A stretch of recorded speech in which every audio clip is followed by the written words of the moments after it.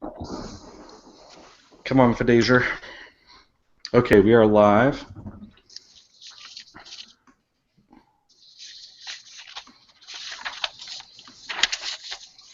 Should I say something witty?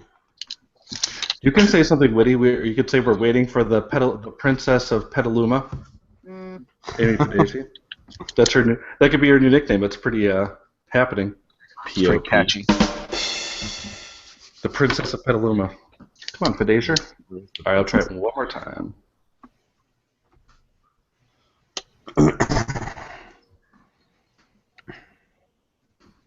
All right, that's the last time. If Fidazer can't get on with this one, we might have to. I don't know. Ed's ready. You ready, Ed? Yeah, whenever you guys are. I mean, all right. All right, we'll let you know. Oh, there she is. Oh, look at that. The Princess of Petaluma. You guys suck. You just wanted to leave me out? We said you didn't have to stress out. We were trying to make it easy on you. I did stress out, and I made it all the way over here.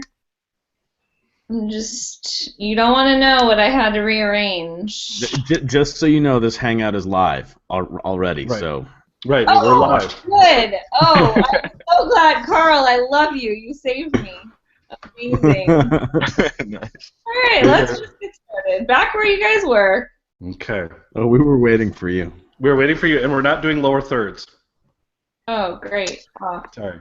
Because I couldn't get mine working. So that's less stress for you. We're trying to make this less stress. Back to being live. Okay, and we're still live. All right. Back to still being live. All right. Okay. Tell us when you're composed, Fidazer. Okay. Where are you? So you haven't started. We're just live. I got you.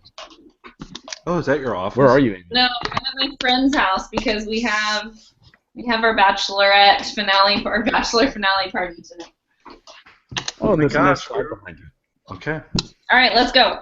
All right, let's go. John Edit here. Hello and welcome to Techlandia. How are you doing today? I'm John Samuelson. I'm in Portland, Oregon. I'm happy. I think. I don't know. If you asked me if I'm okay, I would say probably not. It was kind of a weird day, but that's the way Mondays are in the Rose City.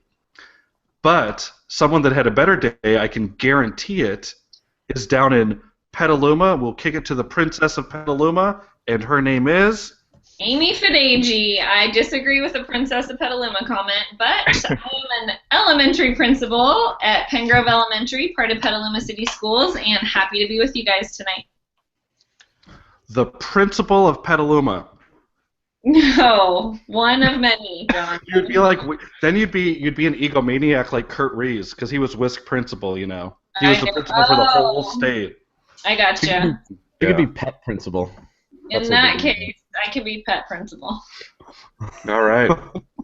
And over in the South Bay. Not the South Bay. Which is our new joke. The South Bay. How many times do we have to go over this?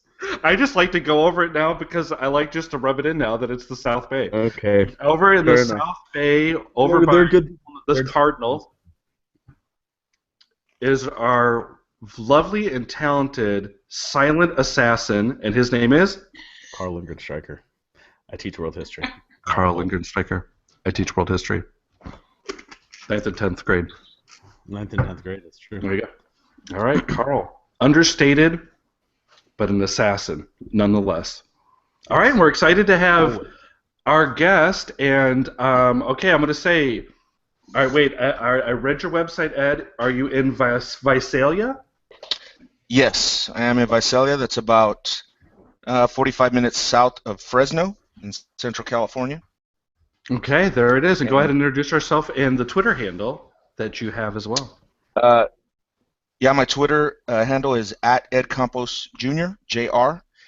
And my name is Ed. I teach high school math and technology at an independent study high school here in Visalia. It's called Visalia Charter Independent Study High School. Now, an important fact is Visalia actually the South Bay as well? Because everything south of San Francisco is the South Bay, according to Fidesz. So, just so you know, Fresno, Bakersfield, it's all the South Bay. San Diego, in fact, is part of the South Bay. Yes, San Diego, now a part of the South Bay, but Los Angeles Also is still Tijuana. Los Angeles. You It's funny. guys are so nice. So, Ed, all right, so my first question, when I hear Visalia, I think of the Visalia Oaks. Have you been to any minor league baseball games lately? You know what? I have not, and they're not called the Oaks anymore. I'm too old. Oh, I'm so old. Okay, what are they called now? It's now the Rawhide. Visalia Rawhide. Oh, like the TV show. I'm not sure if they named it after that, but their mascot is a cow now. So Wow, okay. Rawhide from Oaks, which the oaks around here with sequoias and everything. I and that's gotcha. too. Wow, I feel like we should have the Rawhide like a whip theme right here. We could have a whip sound effect. Google, please get on the whip sound effect. Oh, here we go. There you go. There we go. I'm just really, really That angry. works. I didn't have my sound effects open from when you got the Visalia Oaks wrong, because the sad trombone would have been perfect for that. You know what that means? It's almost like Father Tim Bedley, I'm too old, and I remember the teams from the 1980s. That's what it is. Boy, I didn't know I was that out of touch. Well, Ed, we're happy to have you on here, and you know what? You've opened me up, and I've learned something already with your first comment. Visalia is not the Oaks anymore. So if you can't learn while you can't fail, then you're not learning. That's all I've got to say. Or something like that. We have a past guest who's crashing the party. Whoa, it's Cashley. What's going on, Cashley? Not a lot. What are you guys chatting about tonight? Visalia Oaks baseball team. They're not the Visalia Oaks anymore. They're the Visalia Rawhide. We're hoping to actually get to our topic soon, but we're not sure that's going to happen. All right, Yes. I'll transition us there. So I don't know when I started following you on Twitter, but I hung out with you for the first time and got to hang out and talk at a Q Rockstar this summer in Manhattan, and my impression 3 days with you was this dude is all of the right kinds of crazy. How do you respond to that statement? Guilty is charged. I think just the unwillingness to avoid Q Rockstar events, any kind of Q events. That's the kind of craziness I am. So. Well, Nice. but it's not just like where you are. I mean, I think the thing that kind of captivated me this fall was watching you just go through and it really it looked like at least really rethink what your classroom looked like and what the space was that your kids were learning in. And I'm just curious, kind of what prompted that, and what were your inspirations? Where were you going for ideas as you kind of ripped up what your classroom looked like and remade it into a space that I'd want to learn math in? I mean, I'd have to attribute a lot of the ideas just to Q. I don't necessarily consider myself a real creative person, especially, designing a classroom or anything like that, but just going to a lot of Q events, and even just seeing poster sessions. I remember, I think that's when I saw the first a whiteboard wall classroom in a poster session, walking through Q, through the convention hall, and I don't even think anybody was there at the poster session, but I just stood there just amazed, and I said, man, if I can make this happen, I need to make this happen in my classroom. And then it was just a lot of awesome coincidences, so it's just things happening at the right time, like a large grant that we got at our school that I helped contribute to. So I've been very fortunate to have a good network of creative people to glean some ideas from. Tell us a little bit about the grant then. It's really pretty awesome, and it's actually the plan. I couldn't have set it up any better. I mean, I just started. I think I attended ISTE a couple of years ago, and then I met John Carippo in my first session, and you know how crazy that guy is. So he invited me to some Q Rockstar, started attending Q stuff, and then within a year and a half, I think I was, putting iPad, having iPads with the Apple TV and using that to mobilize myself around my classroom. And then it just came up that my principal needed help writing a grant that we were applying for. It was a charter school dissemination grant through California Department of Education. So she said, hey, you know what would you like? What would you want in your classroom? And I said, what do you mean, what would I like? She's like, anything you can think of, write it down, put the justification, and so I did it. I spent a whole couple of days writing down everything I seen, going back through my notes from Q, everything that I had seen, and just kind of threw a wish list together. You know, I was very fortunate and just definitely in the right place at the right time, and we got the grant. So it's kind of surreal. That's That's interesting. You don't really get that a lot from you say, hey, what do you want? What would you like to have? You're like, wait, what? Oh, okay. Yeah.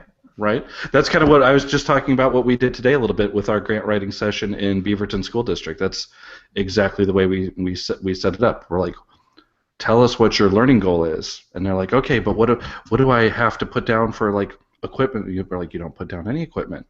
You're going to talk about what is your overall goal, and then we will get you what you need. You know, you need projectors, you need sound systems, you need whatever you need. We'll get it for you. And people, I think they have a hard time believing that, but it's completely true. Sometimes that can happen. You know, ours happened through a grant too. You know what I was going to say is I really liked the ISTE that you were at. I was at that ISTE as well. Did you? Now this is an old question from my old co-host Ted Rosisi.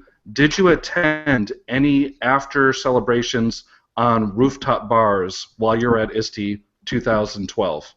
Did you go to any of those? I did not. I was not cool.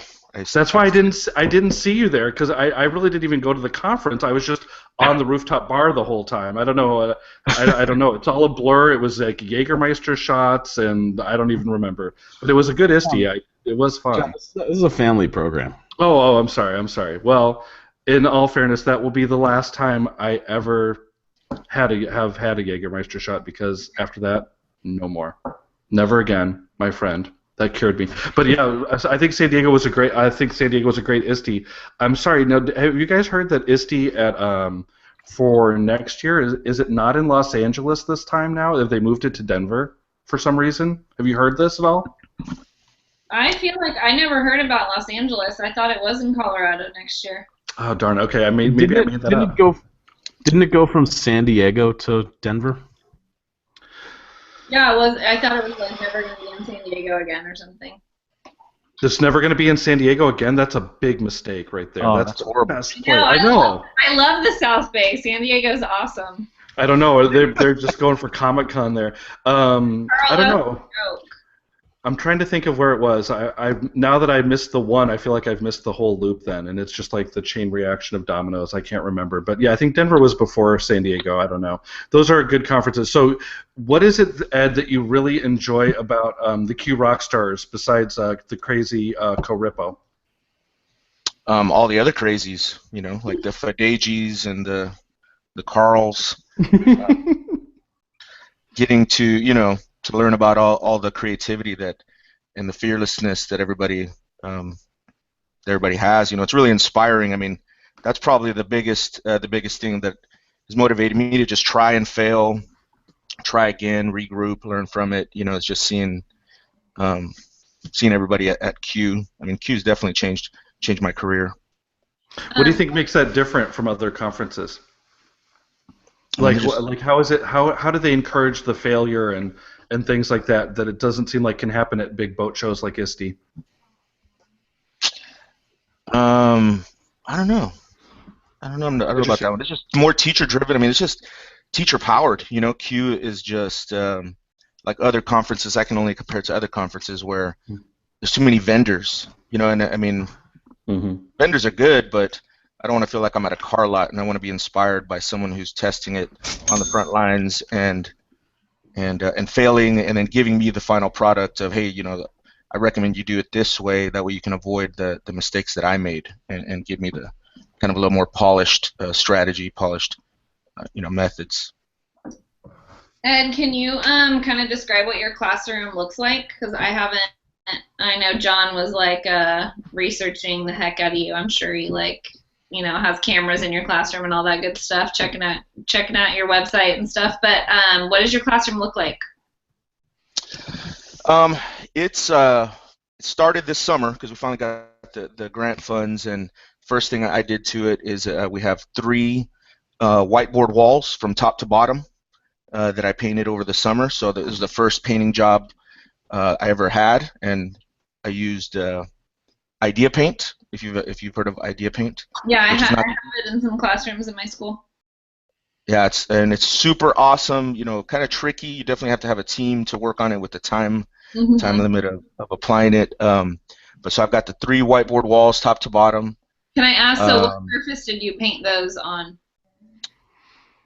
it's no, it's on the classroom walls. I primered them first. Luckily, the classroom walls weren't too textured, Okay, cool. so it was just coat of primer, um, sanded down a little bit, and then through the Idea Paint. There's still a couple of rough spots, trouble spots, where some of the ink hasn't come out. Hmm. But Idea Paint is such an awesome company that I let them know this, and they send me some touch-up kits that I'm gonna apply this summer. Nice, very cool. Okay, what else? So I've got, and my other goal was I was gonna do all the walls. I want to do all the walls and all of the desks. But we ended up purchasing some desks that are kind of like little puzzle pieces, real flexible Hmm. grouping individual desks, but I can fit groups of 4 and 5 pretty easily, and or even, I mean, whatever number of groups. But it ended up saving me some time because the surface of the desks is you're able to write with the dry erase marker on them. So it saved me the time of having to paint them. Right. So we've got that. I put into the grant a couple of TVs, so I have, instead of a projector, I have two flat screen, 270-inch flat screen LEDs, which is kind of nice to have, definitely. And then you use iPads or what? Yeah, so I use actually have doing a lot of piloting because I threw in what I wanted, and it's a good thing and a bad thing that I got everything that I wanted. So I have a class sets of Chromebooks, class sets of iPad Airs, and a Oh, class set of MacBook Airs. oh So my gosh. I'm a 3-to-1 classroom, um, and that's so there's a lot of piloting going down. I'd like to be Maverick, but I feel like I'm going down in flames like Goose sometimes. But it's okay though, right? Then your operating system is Mavericks. So then there you Right. go. So that's interesting. So do you feel like which one? This will be the question. I think I might know the answer though. Which one do you feel like works the best for what you need? Which device do you feel like, or do you feel like just depends on the situation? Um, it's kind of hard to tell. I mean, the MacBook Airs are definitely a luxury, and that's really Yeah. what I'm using with my video class. So I have a video production class, and I do a Minecraft club, so I'm just using the MacBook Airs for that. But between the Chromebook and the iPad, it's still not even a fair comparison because I have the iPads, but I haven't fully rolled out the iPads because the installation of the locker and the charging cart is not complete. So, but I've used them a couple of times. It just takes way too much energy and time for me to plug in all of the iPads. And I mean, as a math teacher, I see iPads being everything for my math classroom. Like, I love the Chromebooks, and I've been using the heck out of them. But the things that I can do with the iPad and like the whiteboard apps and with Apple TV are just you know I can't wait to tap into that. Because what I have also is because I have the Chromebooks and the iPads, I have Chromecasts, two Chromecasts, one on each TV, and two Apple TVs, one on each TV, because I want my students to be able to show their work in a variety of ways. Write it on the wall, write it on the desk. Oh, you got something good on the Chromebook? Cast it to the left TV. You got some good in the iPad. Take over the Apple TV on the right. So um, that hasn't happened yet, but that's my vision for at least when it's done. I've been able to try it out little by little, but once I'm getting my students used to using a lot of these devices and just more comfortable with them, I think it's going to be pretty cool. That's cool. All right, so I have to ask this question. So, Carl, you've heard what Ed has right now. Compare that to what you have in your high school classroom, and what do you think? Ed has more technology in his classroom than is at my school. Okay, that's just what I want. That's what I wanted to But hear. no, Ed, I was actually really interested to hear what you had to say. I mean, I would love to have the option of having more than one device for a kid. As John alluded to, I've got a class set of Chromebooks, and my district is working on catching up in terms of having tech available to integrate. My question for you is, I, as a high school teacher, am not super interested in iPads as a primary device because so much of the thinking that I want my kids to be able to do with technology is better facilitated with a keyboard. It sounds like, though, that might not be the case with math because of some of the whiteboard apps that show. Is that just that the mathematical thinking is better facilitated by an iPad, do you think? Yeah, I mean, it's hard to type out everything. I think, in certain equations or graphing, and with the graphing, the iPads really help out. I mean, I use the Desmos app and GeoGebra apps, religiously, but I still want them to be able to do it by hand and to convey that, sometimes and put it on the wall, either on the whiteboard wall or on the iPad via Apple TV would be. But I totally see that, and that's what I've recommended for the rest of our teachers. Like in my mind, I mean, math is a little different. There's a lot of computation, a lot of steps that you have to show sometimes in the bigger picture, and there are summaries, and we require them to do a lot more writing with Common Core. But a lot of times it's getting it done too and showing those steps. So, but everything else, I would say Chromebook. Actually, I would like one of the touchscreen Chromebooks. I think, and you could use Google Draw and knock it out. One of the new Acers, that 720p, or I think that's a touchscreen Chromebook. So. Yeah, I've not messed with those much, but I'd like to. Okay, well, you know what, Carl, I'll bring mine down to Q, and you can use my touchscreen Acer Chromebook, 'cause that's what we give out in our school district. John, They're really I don't know what you're going to be able to do on Q on a Chromebook because a Chromebook requires Wi-Fi. Oh, that's right. Well, you know what? I can work on my Google Drive, my Google Docs, and when I get to Wi-Fi, it'll sync up. So that's a little bit of a problem there that we can solve. You should just wait at the rooftop bar for everyone, John. That's the best. Yeah, are there any rooftop bars in Palm Springs? Did I miss that last time? Not outside. No. Yeah, it's nice out there. I remember, all I know is last time at Q Conference, Carl was just not feeling well the whole time, and I hope he feels better because I was under the weather this weekend, and I almost thought this is how Carl felt at Q. I think I'm Carl right now at Q last year. And luckily, I think I just got my March sickness, and it's on its way out. So that's what I was thinking too. I was like, I think I got it over with, so that's good. So I think I should be set now. Ed, I wanted to ask you a question because I have to commend. In first, we're going to give you some applause. We didn't give you any applause before, but you did fill out the Google Doc with the utmost detail, more than any other Techlandia guest in the history. I guarantee it. So we're going to give you applause for that.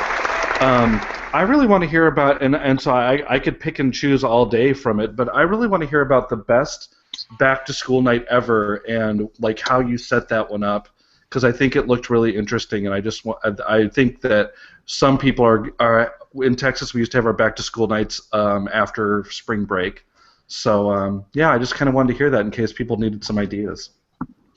Yeah.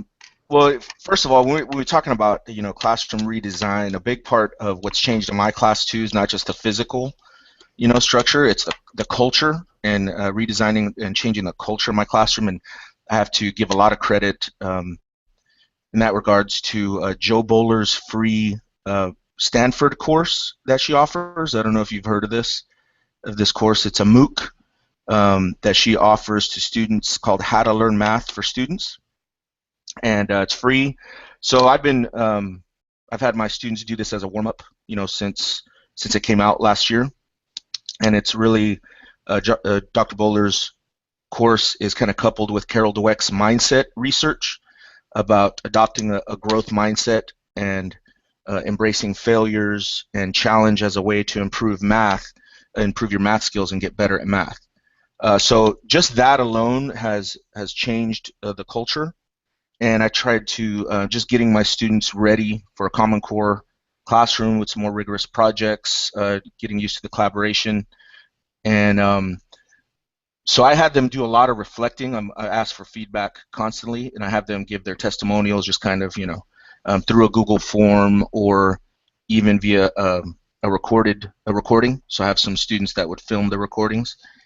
And I just asked them to try and involve them with the process of, how are you liking math class this year? How has it changed? How is it different compared to last year at your old school?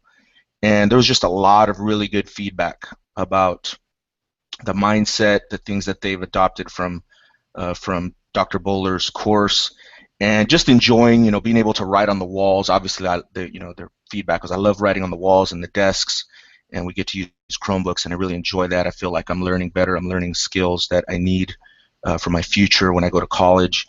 So a lot of really good feedback. So I didn't want the parents to hear that from me. I wanted them to see that or hear that from their children. So what I had them do is, for back to school night, because I have whiteboard walls, I recruited some students to help me out, and I said, hey, would anybody like to help me prepare the classroom for back to school nights?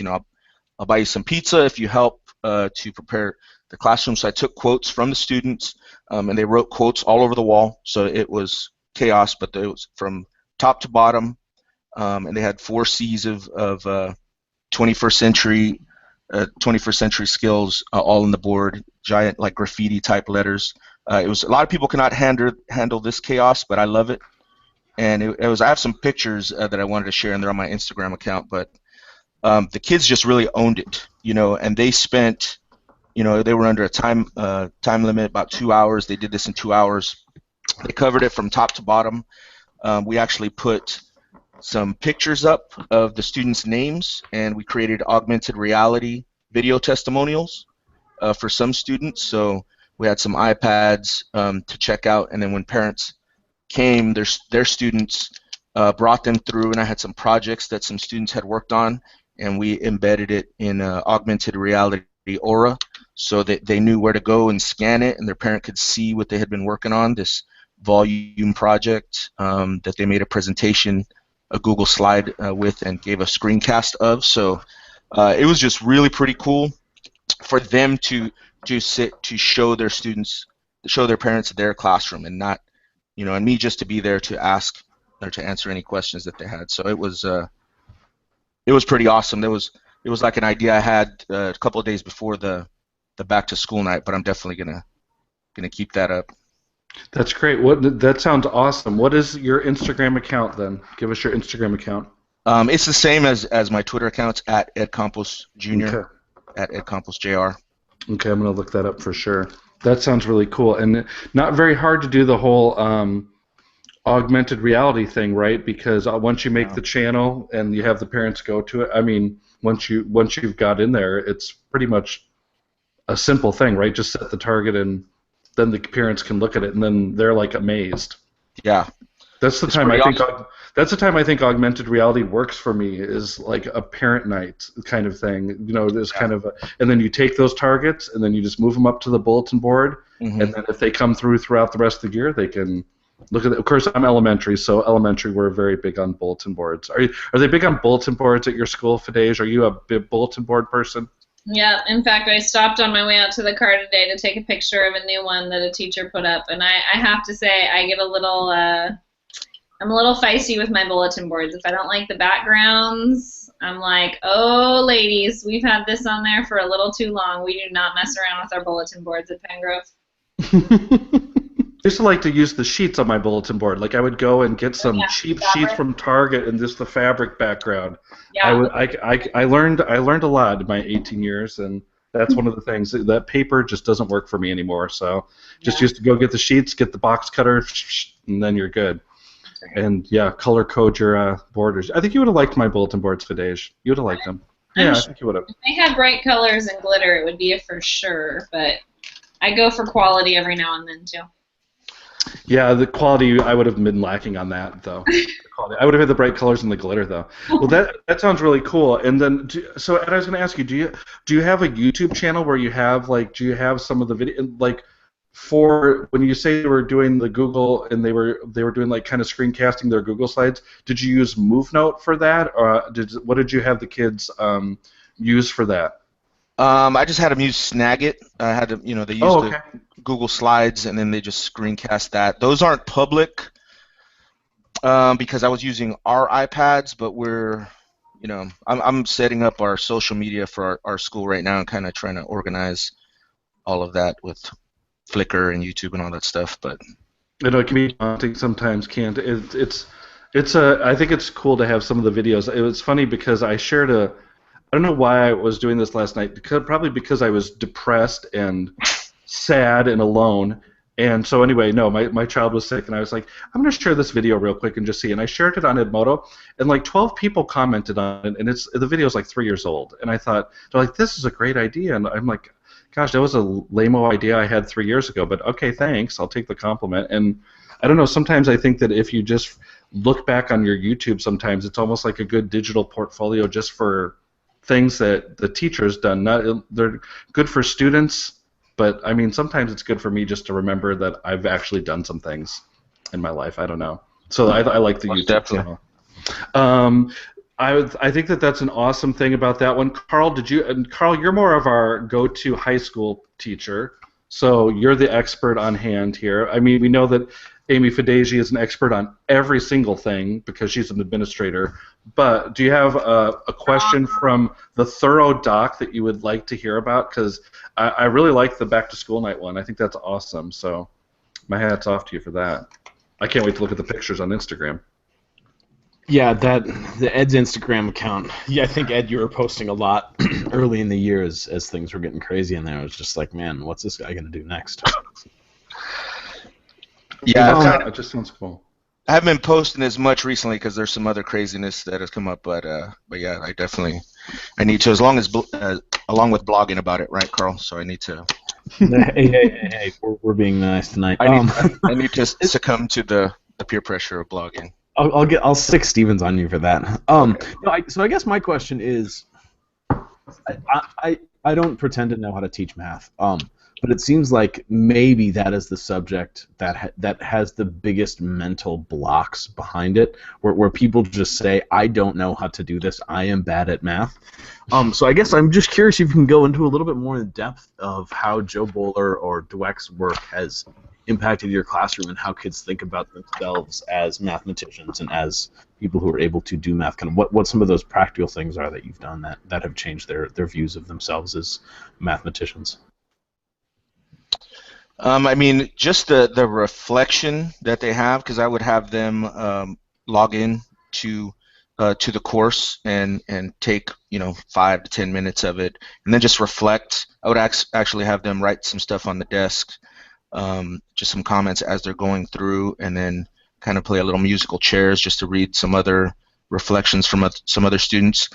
But really, I mean, it's a lot. It has a lot to do with Carol Dweck's mindset. Just realizing that people are not born with certain talents or skills, that even the most talented people work, and that it takes struggle and effort, and that's how you grow any talent or skill. And for me, the biggest thing is embracing mistakes and letting my students know that it's okay, because mistakes are good because we can learn from them, and if we share them and we're not afraid to make those mistakes, because I think that's what's been holding students back and causing all that anxiety and fear in math classes, is that that pressure to, I don't know the right answer now, so I'm just not going to say anything. But just getting them used to sharing their thinking in groups and really identifying, man, that's a good mistake, let's talk about that. Why would people think that? Because we can learn from something like that. And just the challenge, embracing a challenge and getting kids used to wanting to challenge themselves, because the brain is like any other muscle. The more you challenge it, the bigger it's going to grow. Wow. That's true. It's almost true in Carl's case too. But his brain is already so huge it can't possibly grow anymore. That's one of the things we know about Carl. He's Wrong. maxed out. He's maxed out. You know what? I saw Dean Shareski, a friend of Techlandia. I saw him share a cool website, and I hadn't bumped across it before. But have you seen mathmistakes.org? Have you seen that website? You know what? John Stevens shared that with me a while back, but I need to take a deeper look at that. That's I took a look at that, and it seemed really cool. And and you can filter out the mistakes, and people can submit mistakes that are up there, and you can take a look and have the kids analyze some stuff. It's a really simple idea, but I looked at that website. I thought that's pretty genius that person, whoever's behind it, maybe we'll have to look up and give them some credit or whatever. But I thought that was a pretty cool idea to do mathmistakes.org. All right, so now I'm going to ask my question because I know Fideji. Yo. We like rap, correct? Totally. We both like rap. You and me. Carl doesn't like rap. Carl just likes Whoa, fish. whoa! I wanted to ask a question about this merely because of the song title, which references my favorite rap group. So can ease the freak off, Johnson. Okay. All right. Okay. Well, Calm down. Just admittedly, I mean, we know that we've had Ms. Victoria Olsen on before, and she said that you're just all about fish, and that's all you're about. And she doesn't know everything. She doesn't know. Okay, that's good. All right, you got to. What's the rap question? So my rap question is, all right, wait, Fideji, let's just go real quick on just a real life question. Fidej, what is one of your favorite? Give me your 2 favorite rap groups. Oh my gosh.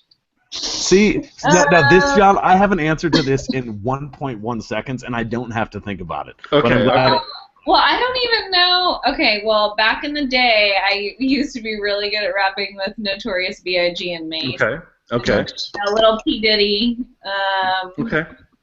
So. That's right, because you were like 6 months ago, you were California's youngest administrator. Right. So, and I'm old. So I am a total old school person because I like the Beastie Boys, and I named one of my children after MCA after he passed away, and my child was born that year. And I like Public Enemy. But as of this one, now Carl will kick us into this one. So Carl, what are your favorite rap groups?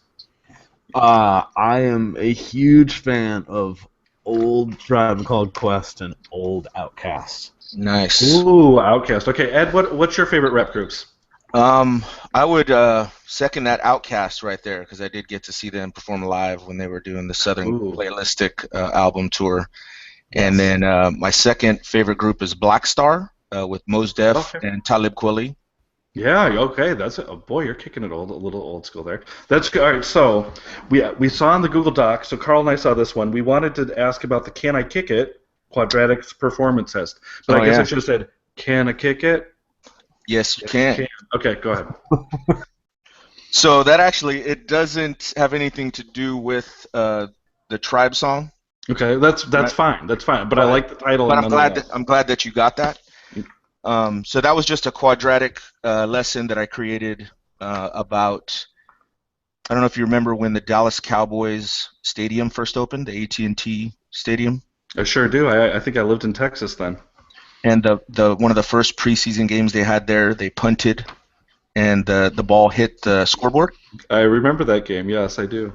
So I just created a lesson around that, asking my students to model the punt if it had not hit the scoreboard, where it would have landed, how high it would have gone.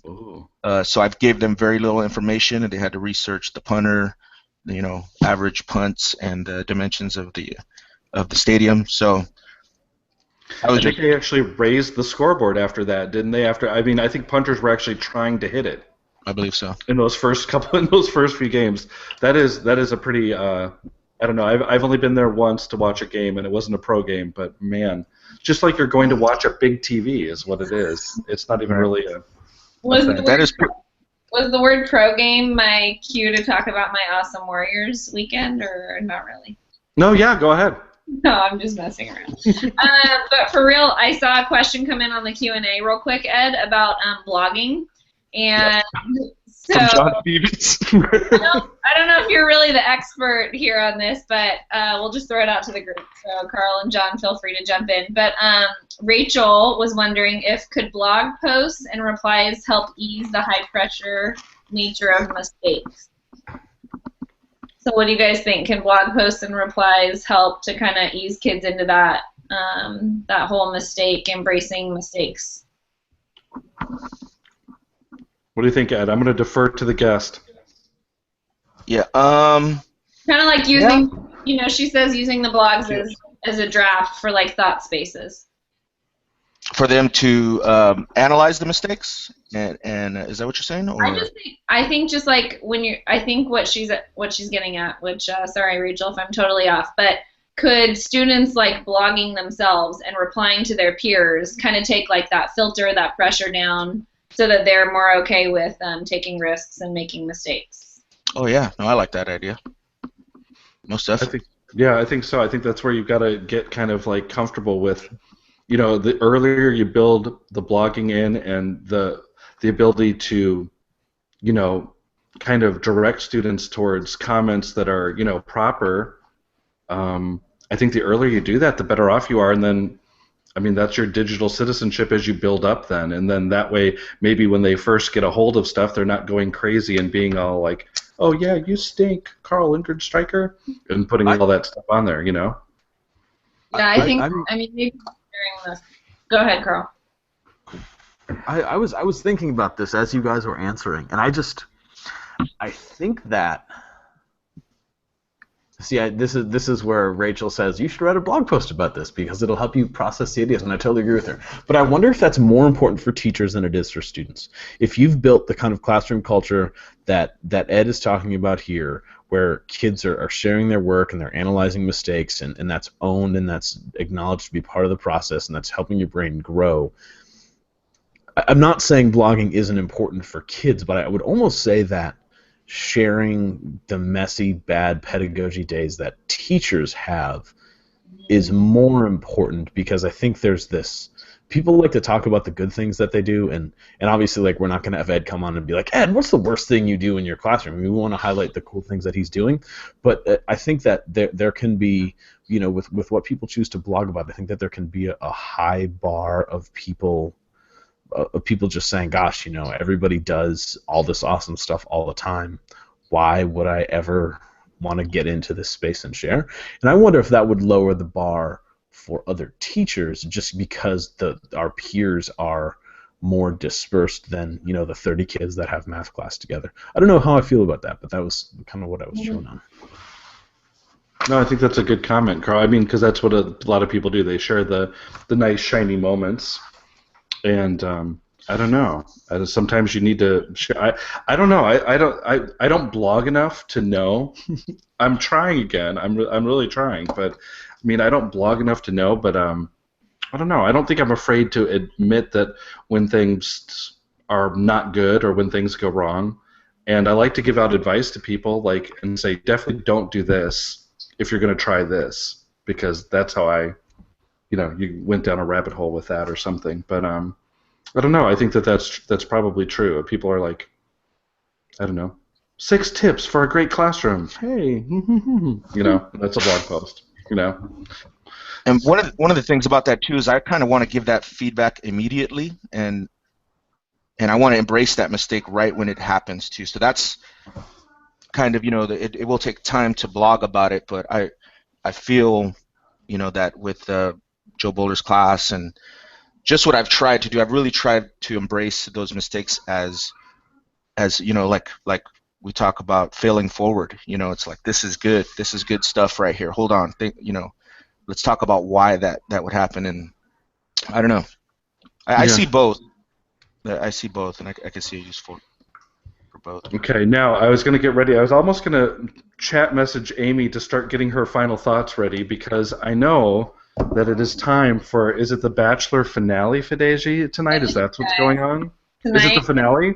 Yeah, a huge shout out to my boy Todd Feinberg down at Union Middle School. He and I are just equally excited for this exciting night. I have a house full of girls in the walls behind me. We are having a party for the finale, but I was not about to miss this chat with my boy Ed. So thanks for letting me tune in. That's cool. All right. Yeah. I saw Todd this weekend and was about to call him by the nickname that you refer to him by, and I got a death stare. Oh, did you call him that? No, I didn't, but he knew what I was going to say, and he was angry. I've never seen Todd angry at me, so my association with you is getting me in trouble with Todd Feinberg. I didn't start that name. I would never do such a thing. Okay. Hey, before we go, Ed, are you presenting at Q? Yes, I am. What are you talking about and when? I'm doing Bootstrap, algebraic video game programming. Mm-hmm. So, and I'm not sure the day. I probably should check that out. Who cares? It's all time. I've got a week. But I did want to share something. Can I share one more thing before the? Please. I didn't really get to talk about the music studio equipment that I have in my classroom, which is pretty sick. What? You have more stuff? There's more stuff. It's too much stuff. But I do have a green screen, a portable green screen, also with just a green screen drape that I can pull over, put over these pipes that I have in my classroom, and then I have some MIDI keyboards, beat pads, iOS mics, and I did have a student a female student who busted a freestyle this week, and she asked if she could get extra credit for it, and I said, well, I'll give you extra credit for rapping if you make it about this lesson, and we were doing the ratio of similitude, the ratios of volumes compared to the ratio of areas and perimeters, and she did bust a freestyle to the ratio of similitude, so that was a pretty good edgy win for last week. So I told her I would give her a beat this next week, so that's what I got to work on. Okay, well, That's solid. that's very Diane Mainover. Here's one I found the other day that I really like. Here's my little beat on it. Forget what it's called. It gets better because I was just learning how to use it. But, Stop. it's called Launchpad, and it's free, and you can just put in all sorts of stuff. I think that's a pretty cool one. So I was trying to make my little house music remix right there. But that's cool. Do you guys know Incredibox? Oh yeah. Oh. Incredibox is money. Incredibox or Incredivox? Box. Box. INCREDIBOX.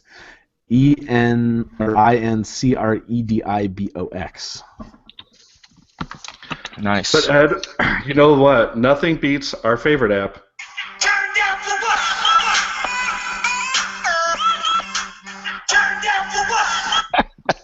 Turn down for what? That's right, old people. Don't turn it down. Keep it turned up. It's Little John. All right. Well, Ed, thank you so much for being on. All right, so can we give a moratorium here? If people follow you on Instagram next week, is that an automatic follow since you're private? Because I just followed you. Okay. Yeah, most you gotta prove me. You gotta prove me. I want to see the graffiti. I want to see the back to school night stuff. Okay. So you have 1 week, people, to follow Ed Campos Jr. on Instagram, and he will just automatically accept you. And then after that, it's up to him. We're out of control, right? It's out of our control. Well, thank you for being on, and I look forward to meeting you face to face down at Q then. Oh yeah, me too. Thank you guys for having me. I really appreciate it. It's been Thanks fun. a lot. Thanks, Ed. Thanks, and Fideji, go have yourself a time of your life. All right. Woo! All right, Bachelor. Go, Bachelor people. Get married. All right. And we'll catch you on the flip side. Any teacher who raps with their students is for sure money. So way to go. Their money. Thank you guys. All right, thanks. And we'll catch you on the flip side. All right.